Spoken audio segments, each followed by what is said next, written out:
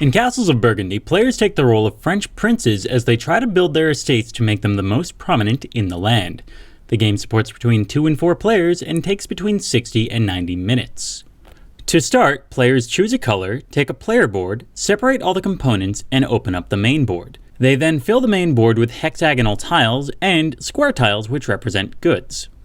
Players stack their turn markers on the turn order track with whoever's going first on top. Each player also starts with 1 silverling and a number of workers determined by their turn order. Players also start the game with a single castle tile on their board.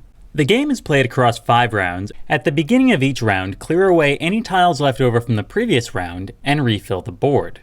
To start each round, reveal the goods tiles that will be available during that round. To start each turn, all players will roll their dice. Whichever player is the first player will also roll a white die, which will determine where the bottommost good will go. Each player, starting with the first player, can spend their dice to take a number of actions. Players can spend a die to take a hexagonal tile from the center board that corresponds with the die face of the die they spent. Players can also spend 2 silverlings to buy a black market tile from the middle of the board once per turn. All tiles taken from the central board are put in the player's reserve area on their player mat. Players can also spend a die to take one of the tiles from their reserve area and place it on their map.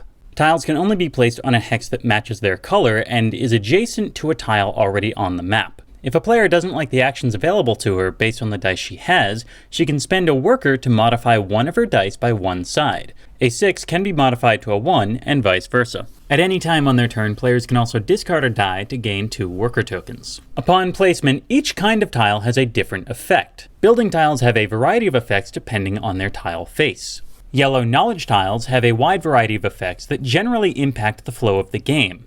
Each is described in the rulebook.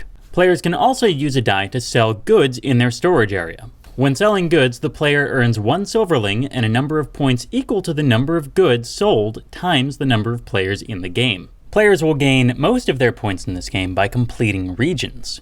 When a player completes a region, she gains a number of points determined by the size of the region completed and the round it was completed in. Players also gain additional bonus points by being the first or second player to completely fill all spaces of a given color. The game ends on the turn in which the last goods tile from the supply is added to a storage area on the central board. The player with the most prestige wins.